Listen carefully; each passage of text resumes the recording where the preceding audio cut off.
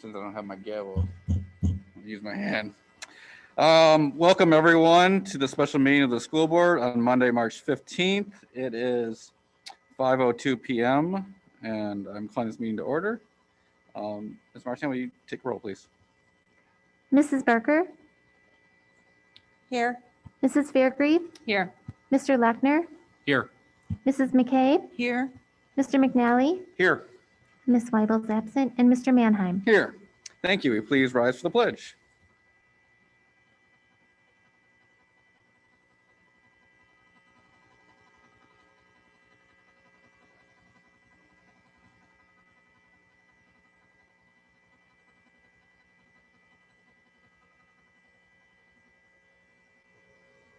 All right, thank you, everyone. That takes us to item 2. Do I have a motion to adjourn to closed session by roll call vote for the purposes of 1, collective negotiating matters between the public body and its employees or their representatives, or deliberations concerning salary schedules for one or more classes of employees? Or number 2, litigation, when an action against, affecting, or on behalf of the particular public body has been filed and is pending before a court or administrative tribunal, or when the public finds that an action is probable or imminent, in which case the basis for the finding shall be recorded and entered into the minutes of the closed meeting. So moved. Mr. McNally, Second. Mrs. Fairgrieve, Ms. Marchand? Mrs. Fairgrieve, Yes. Mr. Lechner, Yes. Mrs. McCabe, Yes. Mr. McNally, Yes. Mrs. Barker, Yes. Mr. Mannheim. Yes. It is 5:04 and we are adjourning to closed session. Thank you.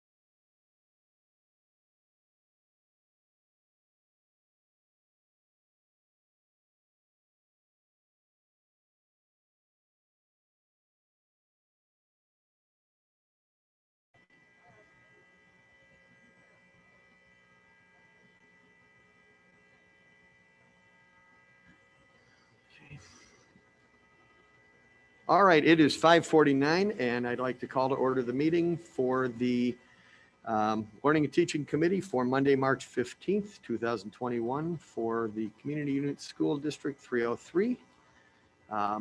And we will start with citizen comments. We do have 3. So, Ms. Barker, can you read the preamble? Sure thing. The school code provides for a public comment period at each board meeting, subject to reasonable constraints. The practice of this board is to limit public comment to 3 minutes per speaker to a total of 30 minutes at the beginning of the meeting. Speakers addressing the board are expected to maintain a reasonable level of civility. Also, personnel matters are sensitive and confidential. Comments regarding individuals should be respectful. Insults and defamatory remarks have no place in this setting.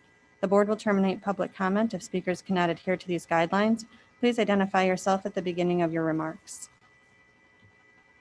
Okay, and first up, we have Leah Lee, and the topic is returning all seniors 5 days. Hi, my name is Leah Lee, and I am a parent of 2 St. Charles North alumni and 1 St. Charles North senior. Although I'm really happy that you guys are bringing back all the remote seniors, I'd like you to bring back all the seniors. These kids have missed so much already, and senior year is such a great, exciting time, and I think they should all get to have that time. I'd like to thank Principals Christensen and Richter for forming the Senior Celebration Committee, but I do feel that all those events that we are planning on that committee will go over much better. The seniors are all together for a number of weeks. They'll be more apt to go to these events we're spending time and effort on, and we can make their last 7 or 8 weeks of school so much better if they can just be together. Thank you. Thank you. And next up is Nicole Cornea, and the topic is deep equity.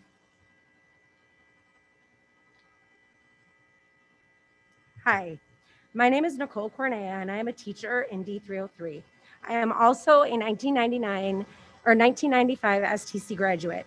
In the 21 years that I have taught in St. Charles, I have never felt more misunderstood and attacked than I have since the state of Illinois issued new guidelines surrounding equity, and conversations have begun surrounding the partnership with Deep Equity. Like me, many of my colleagues didn't even know the state issued guidelines.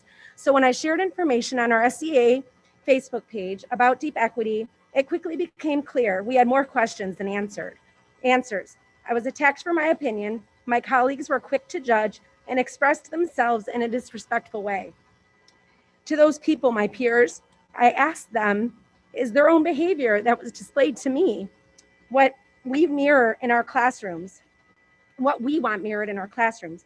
We should be able to have a difference of opinion. I posted on our SEA page because you gave us no choice. Our union and administration never presented the program to our membership. In fact, when I asked about why we have heard nothing about this, I was told that as a union, for example, we are given 42 things to talk about, and we have to pick and choose which ones to bring to the table. In the board meeting, I also heard an administrator say that it had huge support from the teachers. How can that be true when most staff members have no clue what this program even is and why we are adopting it? Why was this not shared with all teachers in D303? Do all parents know that this was adopted? Lack of transparency creates confusion and mistrust. Many of our union members still have no idea that we adopted this program or exactly what it is or what it does. We were never given a platform for this discourse to happen. Why? If this decision is splitting our union, our board, and our community, is this truly going to provide the unity you desire? It is agree and obey, or else you are racist. You don't believe in equity. I believe we all have a lot more in common than we think. We encourage critical thinking and see different views. I have listened to the board meetings, and I believe we have an expert on our board, yet people want to attack him and not respect his professional opinion. I'm here to ask for you to reverse the vote on deep equity. I believe in equity for all. I believe we should look at where our issues are first. We need an audit. You said this is in response to needing to close the gaps for our minority subgroups. Where is this written or proven that this is achievable with deep equity? Can anyone show me the objective data? I know we have big world problems, don't get me wrong, but this sure seems politically charged to me. Administrators and board members come and go and bring in expensive initiatives and then leave us teachers that are in the classrooms with students to pick up the pieces. There is difference, I'm almost done. There is a difference between education and indoctrination. We need to start with administration first to see where we can fix the inequalities we see in our district. Have you hired a more diverse staff? Have you changed things to make it easier for lower income families to be successful in our district? Do we not have anyone amongst all our administrators in D303 that can do this work? We are supposed to be partners, administrators, parents, teachers, and students. We need to come together and figure this out. This program is divisive in nature and will only create the division we seek to have disappear. I have had many teachers write to me, call me separately, and thank me for speaking out. You see, Mr. McNally was also right that educators are afraid to speak out for fear of what has happened to me. I believe we can do this work as a district. We look at data all the time. We can continue to educate our children to be kind, inclusive, and respectful to everyone. We can celebrate our differences. This program has staff members playing cultural bingo and doing a white identity orientation worksheet. These are just a few of the potential staff activities. Are these activities going to make anyone a better educator? Thank you for listening, and I appreciate your time.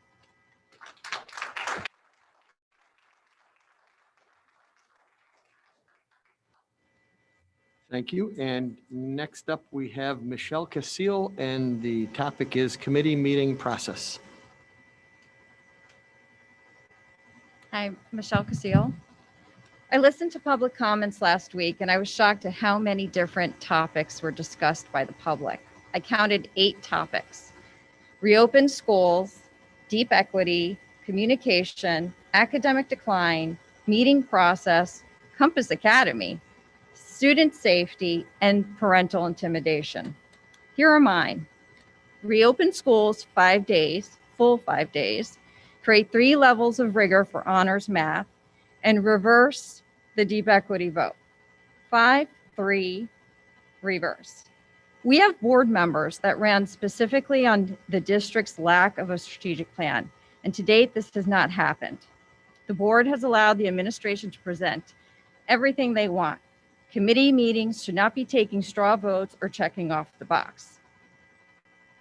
Committee meetings are the place where Dr. Pearson presents a needs assessment for the subject matter and data evidence of success to support a claim for a program or curriculum. Based on that information, the board should discuss the data and base their decisions on that information. Mr. McNally said it best last week.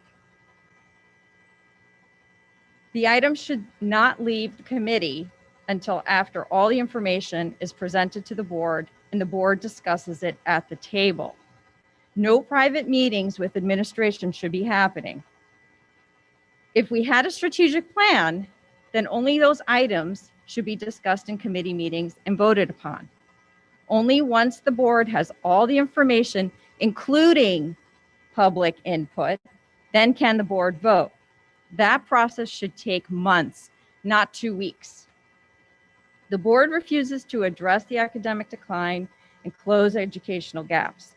You keep looking for an easy way out of this. This will cost students in the future, and our home values will decline. My topics of concern are simple. Reopen schools 5 days, create 3 levels of rigor for honors, math, and reverse the deep equity vote. 5-3 reverse. Thank you.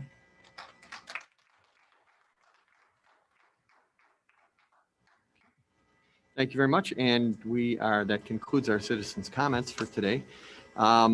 We are going to, because of we're going to reverse the order of the 4 discussion items, because I think most people are here to hear more about increased in-person learning than early release. So we had a discussion and it's been agreed we will reverse that order. So first up will be item B, increased in-person learning.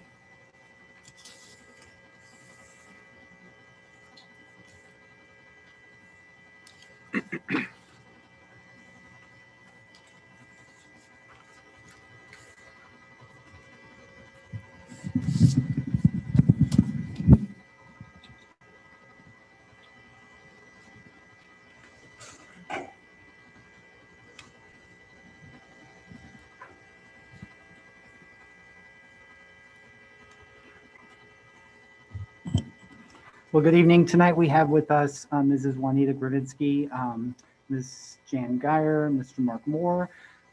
Juanita is our nursing coordinator for the district. Mrs. Geyer is our assistant superintendent for elementary schools and school improvement, and Mr. Moore is our assistant superintendent for leadership and school improvement for secondary. We are going to walk through some information related to our revised learning plan that we have put together. If we look at the next slide, you're going to see, and let's see if we can get it to click.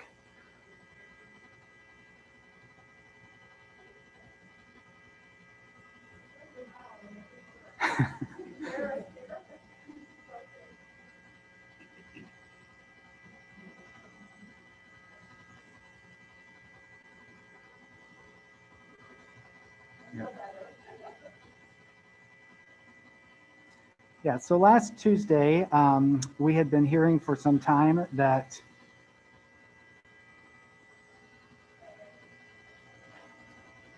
the state was working on some revised guidelines for public schools, and they did release a document at about 11 o'clock on Tuesday by posting it on the Illinois State Board of Education website and sending out a link to superintendents across the state. We have been since that time reviewing the changes to the guidelines, and the purpose of our presentation this evening is to provide you with some information on what's in the revised guidelines, and then also some considerations that we are looking at as we plan for our schools going forward. So what is staying the same? Masks will still be required at all times in schools when not eating. Social distancing in spaces where students are not wearing masks, such as the cafeteria and outside, still must remain at a 6-foot minimum. Individuals, when they eat, must face the same direction. Buses are still limited to a maximum of 50 students. Masks are still required on buses, and students and staff must continue to self-certify when they're entering one of our buildings.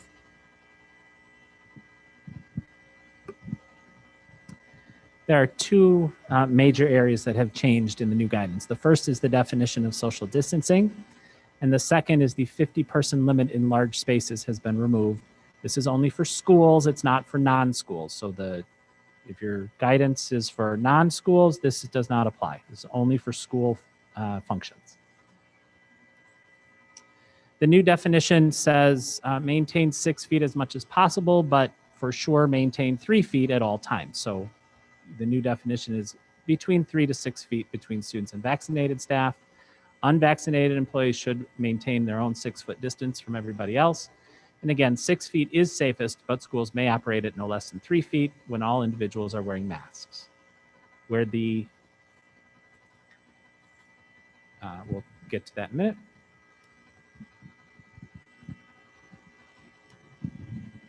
Contact tracing.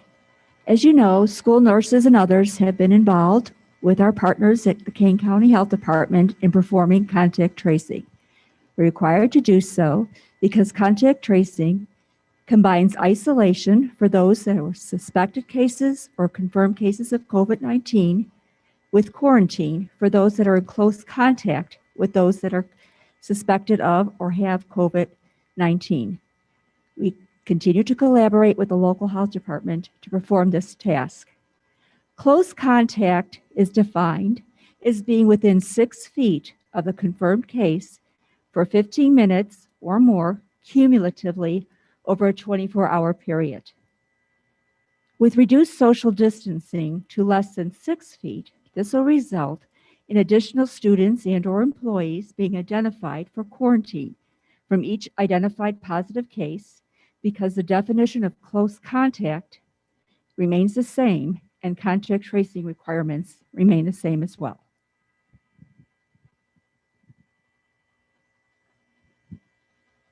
So our considerations for implementing these revised regulations. First, changes that we implement would be effective after spring break. All of the considerations consider remote students at all levels remaining as remote students on the current remote schedule. Remember, students and families chose the remote option. At the elementary and EC level, in-person students remain as everyday attendance students as they have been since the beginning of the year, following their current schedule. We're pursuing middle school hybrid students moving to everyday attendance following the current bell schedule.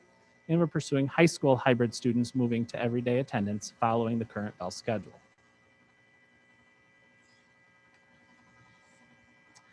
Other considerations are bus pickup and drop-off times for middle school and high school will be adjusted.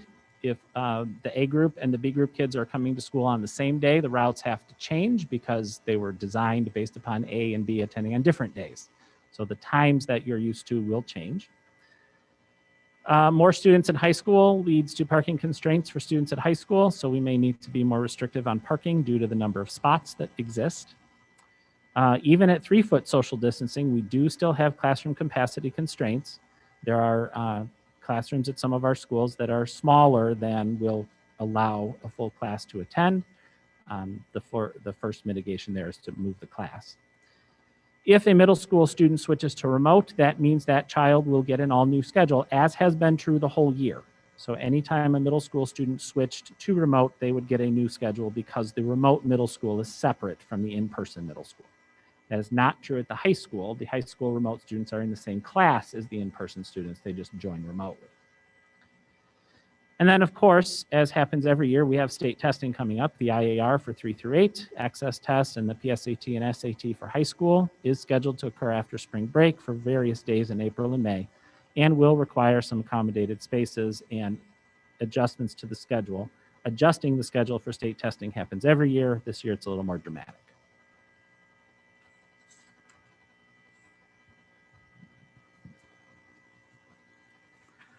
So one of the things that's really important as we think about moving forward, I want to reiterate that this, although the social distancing piece and the capacity question for spaces that are larger, allowing us to have more than 50 students or people in a space at a time for learning reasons, are really the two biggest changes. They have significant impact on what we can do in our schedule, and I think is really help us move forward in a positive way. One of the things that's important for us to know going forward is what families would like to do. It's going to be an important part of the planning process. And so we have a questionnaire and a communication that will be going to families on Wednesday, the 17th. And we're going to ask them to have that completed for us by the 19th, indicating what their choice will be going forward as far as instructional mode is concerned. That information is integral to our planning process because, as Mr. Moore mentioned, we do have classrooms in our district that have capacity constraints due to just the size of the room and the furniture in the room and how many students we can fit in those spaces. So we may need to make some adjustments if we're moving forward with this plan to some of those schedules and some of those pieces based on the information that people provide. We need to make sure that the plans that we're putting in place will accommodate the students that are requesting to attend in person. We will have information at next week's business services meeting with the questionnaire results. And hopefully we'll have the final information about our plan moving forward available at that time. We also will be sending that information out to staff and families no later than Wednesday, the 24th, but we hope to have it completed before that. So that it can be shared. So those are the two big next steps going forward that we have to walk through as we're moving forward with our planning process to implement these new standards. Are there any questions?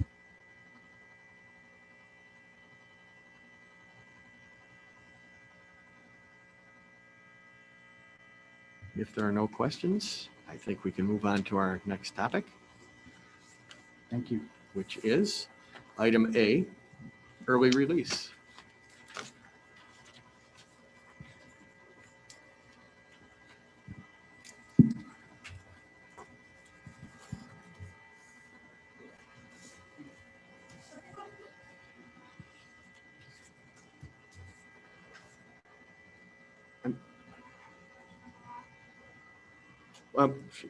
Where No, would that, we can have some extra. would that go at the end of the meeting? We'll have a staff member.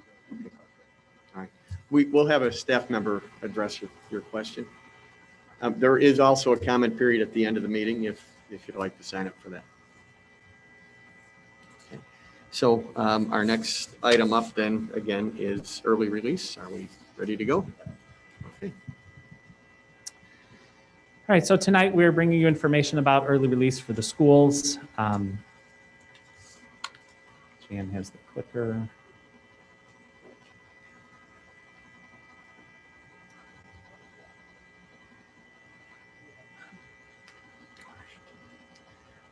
This attaches to policies 610, philosophy and objectives, and 640, curriculum development. Our strategic commitment, provide our students with innovative learning experiences that prepare them for post-secondary careers in higher ed. Our board commitment, support and sustain a culture of learning and leadership that attracts, develops, and retains high-quality staff. And another board commitment is provide learning opportunities responsive to the whole student, which will prepare them for life after District 303. Our current arrangement, I'm referencing both a, quote, normal year and this current COVID year. At the high school, we've had early release or previously late start for about 51 minutes on Wednesday, roughly twice per month. So the plan at the high school for a number of years now is they get out at 1:30 instead of 2:21. There has not been an early release at middle school or elementary school. This year, under the changing schedules across the year, at high school, they've had it once per week, and the date and time has changed at least 3 times, but we've protected a 50-minute block about once per week. At the middle school, they started an early release on January 28th, every Monday for 48 minutes. The difference in the 51 and the 48 is just the quirk of this bell schedule at those levels. It divides out evenly that way. And then at elementary school this year, PLC time has been incorporated within the non-student hours, which are between 1:40 and 3:20, and the days that happens are different by the schools. We're presenting 2 different options. Option A is to do this every week. We would put them on Mondays, and if there's not a Monday in a week, it's a holiday, then there wouldn't be one that week. But 51 minutes at high school, 48 in middle, and 50 at the elementary school in EC. Of course, if you're in a half-day program, then it's 25 minutes. And these are all assuming a full 7-hour day at all of the levels. That's what we're planning for next year. So this is what we're proposing. Option B is the every other week, just like high school's been doing. So we put those on Wednesdays where high school has been, but then it would be all 3 levels. It is necessary for busing reasons to do them all on the same day. If you just did high school on Wednesday and middle and elementary on a different day, the dismissal of 2 levels end up being at about the same time so that they can't bring all the kids home. Next page. So what would this look like? We're going to take you through each level and talk about what it would look like at each level. At the elementary level, with the adoption of the new units of study that was adopted last year, as well as the integration of social studies, this would be an opportunity for grade level teams as well as cross grade level teams with our specialists to dive into the content and instructional work of these balanced literacy units. What's nice about having this time outside the school day is the additional team members, such as the ISC reading special, our special education resource teachers would be able to join the teams that are working on these curricular and instructional pieces of their curriculum.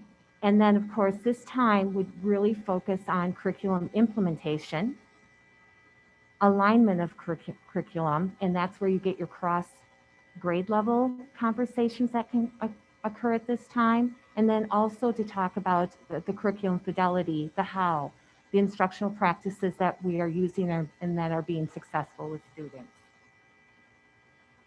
At the middle school, you'll see some of the same things. The core content areas such as math and language arts, they often don't have a common PLC time during the day due to scheduling. So this would allow them as a content area group to get together and talk and learn from each other. Again, they'll also be able to examine their units and looking at the assessments of the standards, and then to actually just build more consistent instruction. And then, of course, this is always useful when we do have a new curriculum implementation, that we have this additional time to really work on it together as a team. And then finally at the high school. Again, just as the middle school, not all of our teachers and educators at a certain grade level or content have a PLC during the school day. So this gives them an opportunity for everyone to be in the same room at the same time. And again, we can have some vertical articulation during this time, especially at the beginning and the end of the year, which would provide that continuity of instruction and support from one year to the next. And then again, our special education, our related services, and our non-core subject areas are then able to meet in job-specific groups without sacrificing time that they would be meeting with students. Some reference to what some of our peer districts do. And again, this is all prior to COVID, so this isn't a regular year. In Barrington, they have a 30-minute K-8 early release every Wednesday, or had. Elmhurst, about 90 minutes. They do it by late arrival, and they do it every other Wednesday. In District 300, once a month, they have a 2.5-hour early release for elementary and 2-hour 15 for middle school, high school. And Indian Prairie, Naperville, Wheaton, Batavia, they run a late start or early release, but only for high school.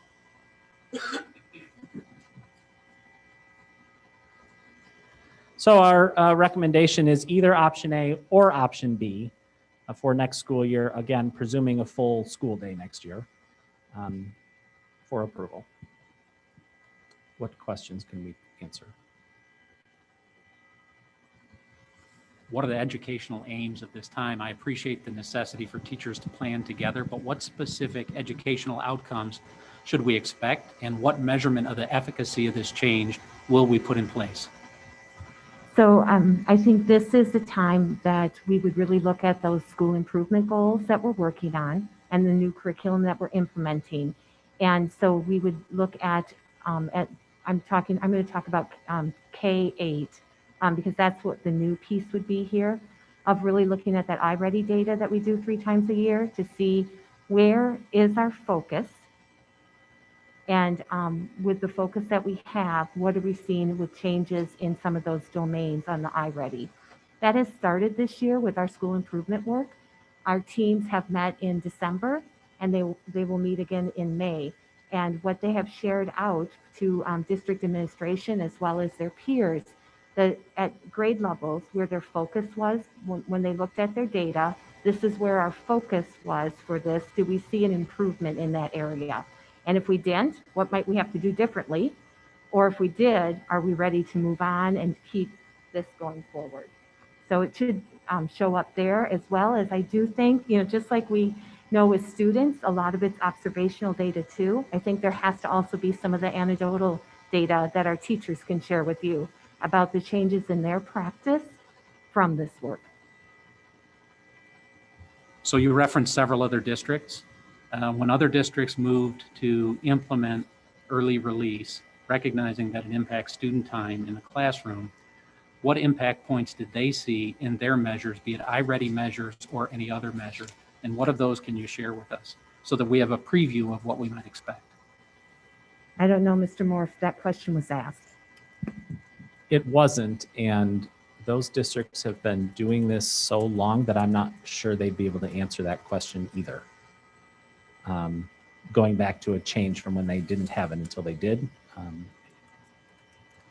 So are we the only district who avoids or has yet to implement this type of early release in the scheduling? We are not the only district at the K-8 level because we've had it at high school for at least 16 years.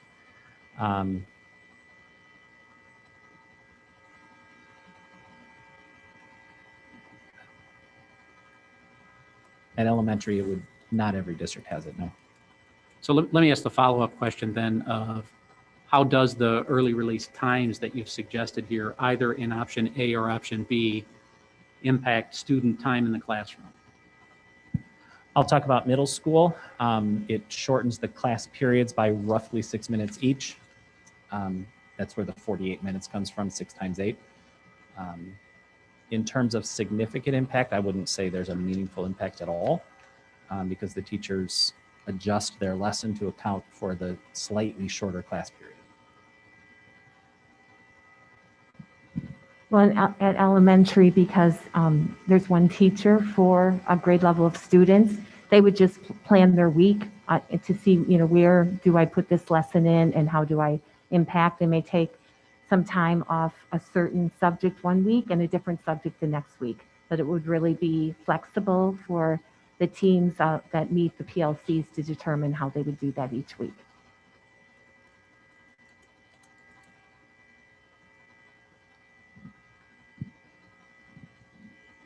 Ms. Fairgrieve?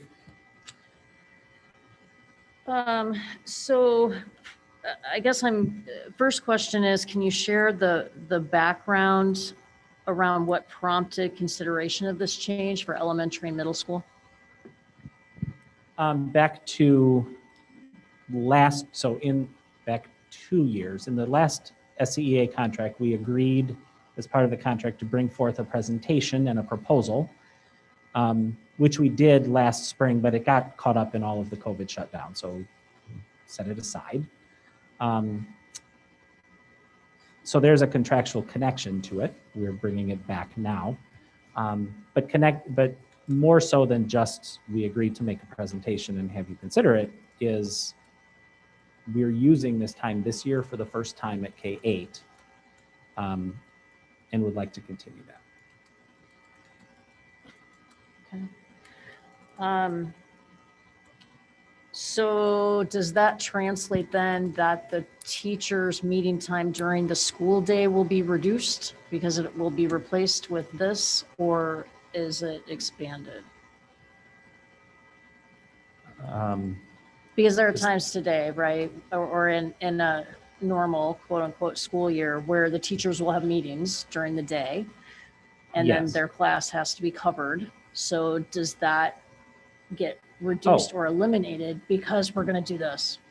It could, yes. So for example, if I'm making up an example here, if the team of math teachers needed to meet with the SST team, that couldn't happen on a class period during the school day because they're not all free at the same time. So that would either be happening later after the school day when they presumably get paid, or be subbed out of class. That kind of work is PLC work, which then could take place during the early release time. So Okay. yes, it could reduce that. Okay. And then was there any discussion at all around the impact specifically at the elementary level and the parents when, they definitely need some type of resource at home, and when we have an early release schedule, especially for working parents, how that is considered? I think that what we want to make sure is we give plenty of notice that there would be, so that if we do something now, they will have that opportunity to look for, support for their children. We also have talked to the groups that we have, Baker Station and South Elgin. I can't remember theirs right now, and they would come in and offer it at the school too. So for a cost, but there would be that part that's there.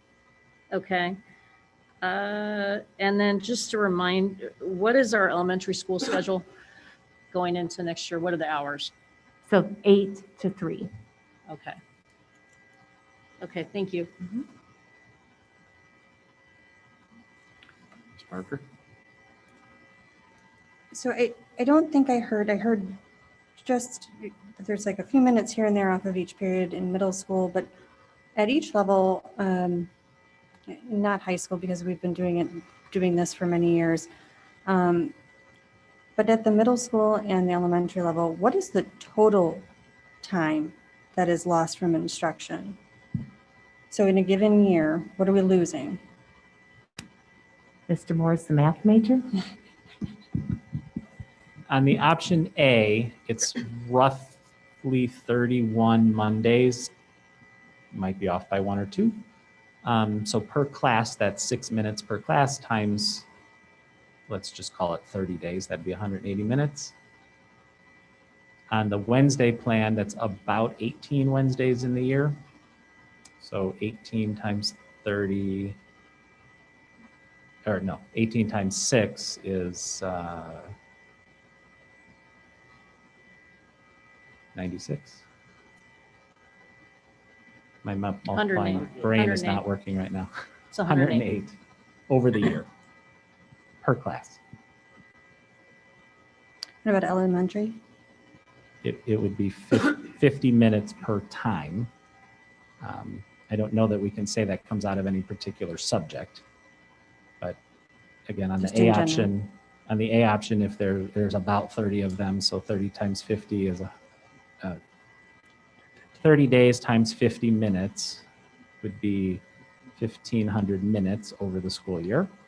And on the B option of 18 about days, it would be 18 times 50, 900 over the school year. Okay. I'll get back to that. There was a question that was asked, Mr. Lechner was asking about, this is very similar to what he was asking, but I think I want to get a step further about how will you know that this loss of time in instruction is actually doing what you want it to do? What are we measuring with? What are we looking at to know that there has been impact in the classroom in instruction?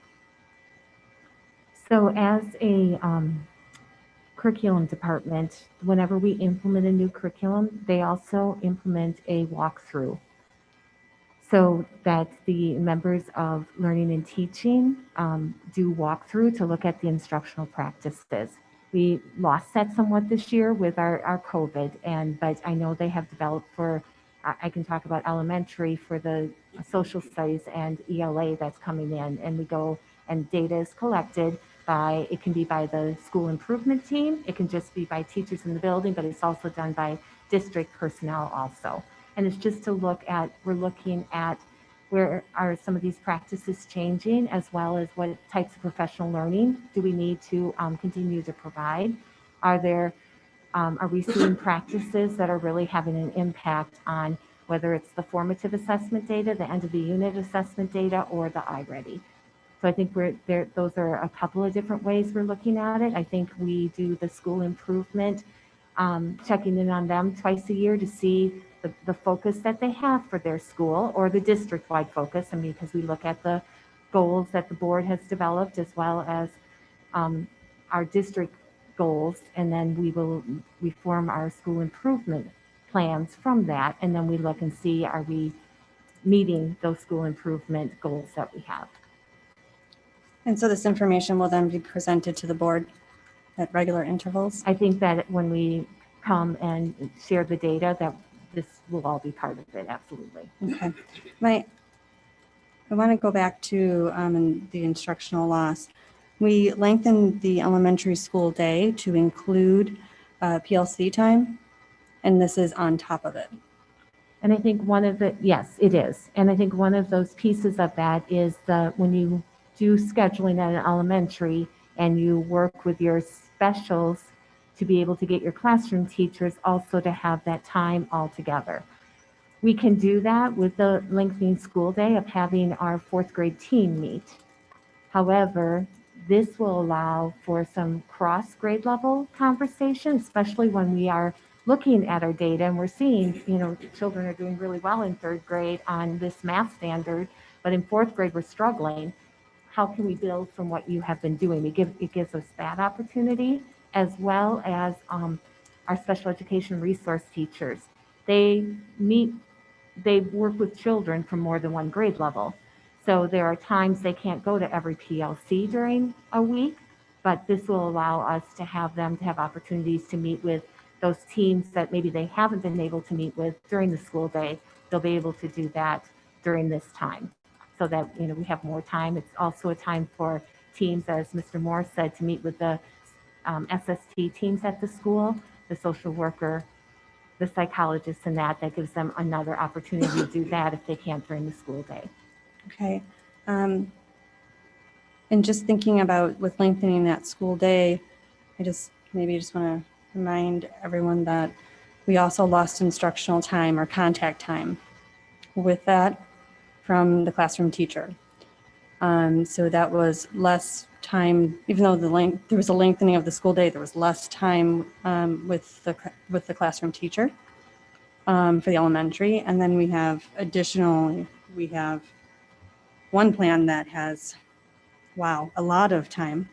And then we do have another plan that adds to that as well for that instructional loss.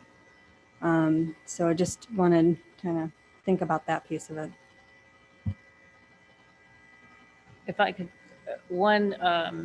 assuming as a committee that it's determined this goes forward to the board, one suggestion I would make for consideration is that the option actually splits out between elementary, in terms of vote, between elementary, middle school, and high school. The board may be supportive of the high school release, for example, but perhaps not have the same view at elementary. So just a thought.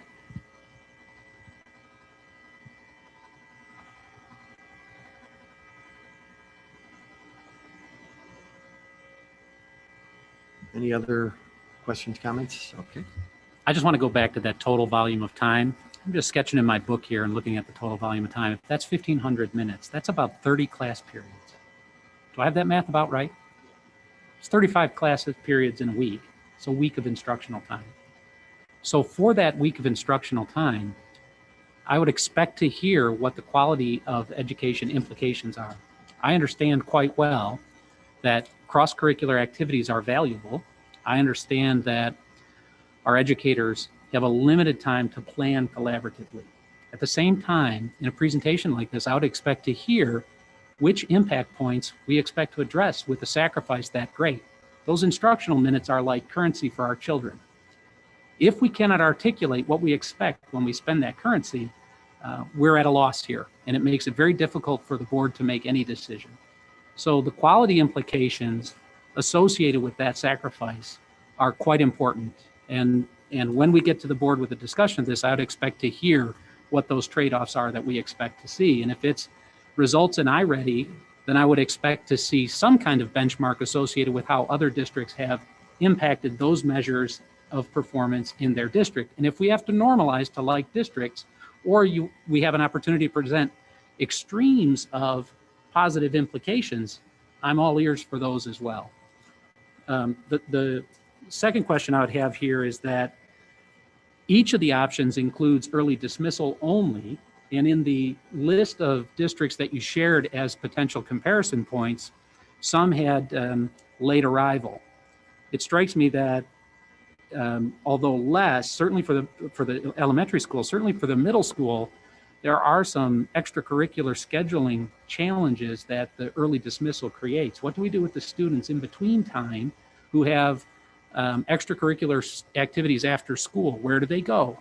Who looks after them if all of the teachers are in otherwise planning occupied? It strikes me that most of the coaches and most of the sponsors are also teachers, so they will be unavailable. What do we do with the students in that gap?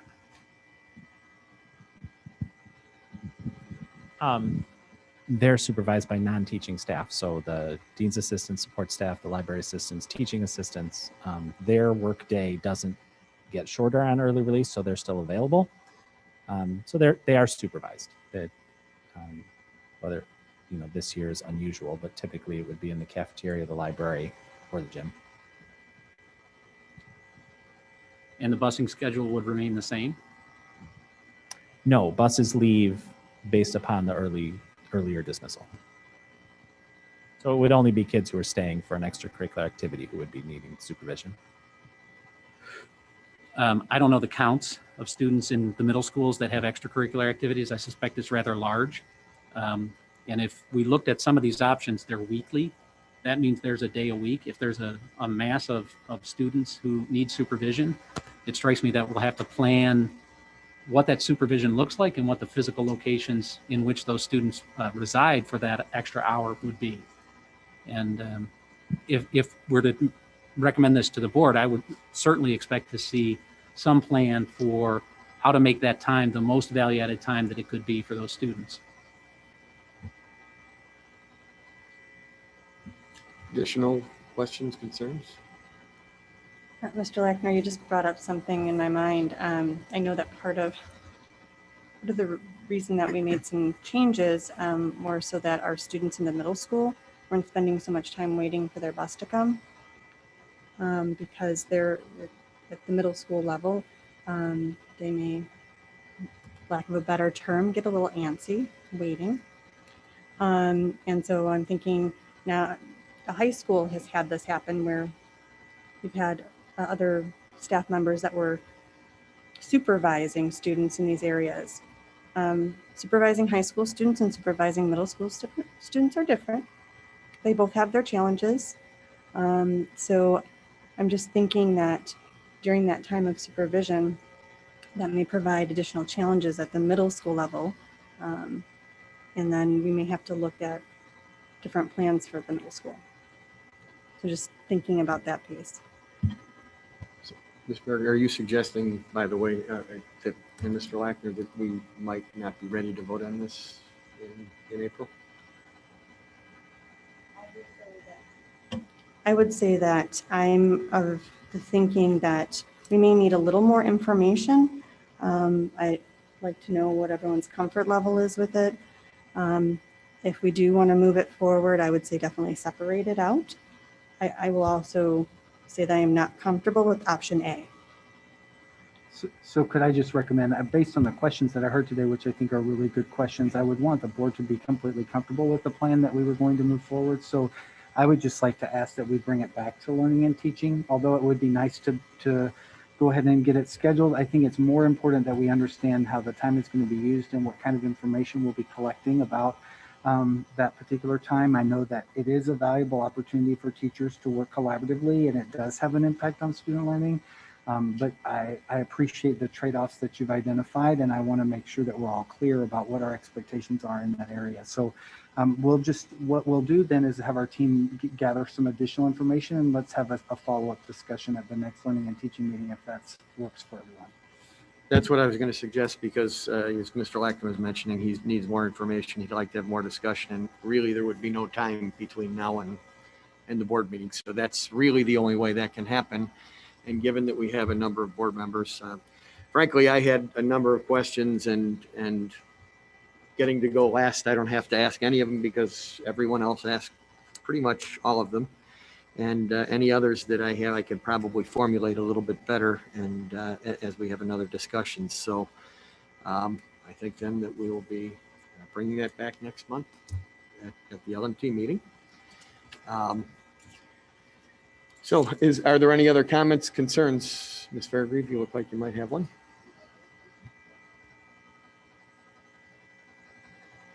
I'm sorry. And for the next item up, and I have to come back here. So future agenda items. Not necessarily agenda items per se, just given the time constraints, but I'll throw it out as a question to start. I'm interested in what progress has been made around the summer school scheduling, and have we given, do we have any initial analysis on whether we're going to need more resources because we may have a higher number of summer school classes needed? I can address that. I assume you're talking about high school. Yes, thank you. Yeah, so we are planning a full summer school program as we do in any other year. The econ and government will be online, and we've been teaching that online for quite a while. So that's not a COVID question. That's just we've done in the last few years. All of the other classes will be in person. North High School is hosting this year. We'll be sending out the sign up, I heard, as soon as this week, which is pretty typical. Usually we send it out sometime before spring break. I believe we've already invited teachers to apply, but I'm not quite certain on that. If we haven't, it'll also be this week. But we will staff and run what we need for the students who need the courses. The district has committed that for credit recovery students that we will cover the tuition. I think Dr. Chapman is the better one to ask about specifically where is that coming, but I do know that we can use some of the federal COVID money for that. And I'm sure you noticed over the weekend that we're getting another whole bucket load of money from the federal government, third time. So we're not at all concerned about having the resources to pay for that. Okay, but from a staffing standpoint, if we have to put in additional classes for credit recovery, we are prepared to do that. Yes, we're not restricting enrollment based upon that. We may have to advertise to the outside for teachers. We don't know the interest among our staff, and I can't predict what they'll want to do this summer, but we'll have what we need. Okay, all right, thank you. And then the other item I had for Dr. Pearson, I was interested, especially after the citizen comment last week, about what progress has been made related to the AP classes across the two high schools and their status in terms of instruction. So I asked both high school principals to actually put a survey out to the AP teachers. They have those were due today, and I saw some information from Ms. Christensen that she was sending my direction. So we'll get that information for you. It looked like close to 90% of our AP classes, I think it was 86%, indicated that they were on track for having students ready for the exam. There's also multiple exam dates available this year, and so they're going to be talking with students about which exam date would make the most sense based on where they are in the curriculum. But I asked her to ask Ms. Christensen and Mr. Richter to check in with every AP teacher, and they've collected that information, so we'll get it out to you. Okay, thank you. Anyone else? Okay, well, I do have one item I would like to bring up for discussion again, deep equity. And the reason I'd like to bring that up again is there were three major pieces of information that were missing. Either left out, misstated, or just information delayed. An example of that was the data regarding that I had requested in January for a comparison of our subgroups to the subgroups in similar and surrounding districts, as well as to subgroups in those districts that primarily serve those subgroups. I didn't receive that anytime in January. I didn't receive it anytime in February. I received it a couple days before. It was received. I still haven't, frankly, seen all of the data. But what I have learned is that what I suspected may be the case is our subgroups do outperform. In fact, what I understand is our subgroups are number 2 in those comparisons. Our subgroups outperform those what would be essential monoliths of those subgroups at other schools. Frankly, one of the concerns I expressed as a concern regarding deep equity was precisely what has begun on these Facebook groups. The vitriol that's already begun, and we haven't even implemented it, is precisely what I in my experience in over 3 decades of education have seen every time a program of this nature, and I've read through the materials, every time a program of this nature is brought forth, this sort of vitriol occurs. I've watched professional relationships and friendships dissolve. I urge us to reconsider this and to have more discussion about what we can do with regard to deep equity or with regard to equity. Again, I will point out that no one, absolutely no one in this district that I know of, at this board table, in the administration, among the faculty, among the public, among the community, is opposed to equity. But many know very little or nothing about this program. And given the fact that this was voted on with misinformation, missing information, and frankly, misstatements, I don't think that we should be moving forward with this program. And I think we have to seriously reconsider the program. So I am asking that be reconsidered as well. And I'd like to put that on for a future agenda item. So, does anyone have any other items or concerns? Okay, then it is now 6:44, and we can call this meeting, we can adjourn this meeting. Thank you very much. Oh, we have a citizen's comment. I apologize. No, we can't adjourn. No worries. No worries. Mr. McNally, I need to read this. Yes, we'll have to read it. We do have one citizen comment. So Ms. Barker, if you can read the preamble. The school code provides for a public comment period at each board meeting, subject to reasonable constraints. The practice of this board is to limit public comment to 3 minutes per speaker to a total of 15 minutes at the end of the meeting. Speakers addressing the board are expected to maintain a reasonable level of civility. Also, personnel matters are sensitive and confidential. Comments regarding individuals should be respectful. Insults and defamatory remarks have no place in this setting. The board will terminate public comment if speakers cannot adhere to these guidelines. Please identify yourself at the beginning of your remark. So first up, our only speaker is Leah Lee. And again, the topic is 5-day school day changes. Again, I'm Leah Lee, and I'm very happy that many of our students are able to come back 5 days a week, but I do have some questions. They're on the phone, sorry. Will all teachers be back in person regardless of the student choice? Or are they still going to be going to school and watching teachers that are teaching remotely? Will lunches be served at all levels? How about additional sports, clubs, or activities based on these new guidelines? Are we going to have more time to implement some of these clubs or some of these things that are now done via Zoom call? Will they be able to do them in person? And last, when you're putting the survey out, I ask that you please survey all the senior parents, remote or hybrid. Thank you. Thank you very much.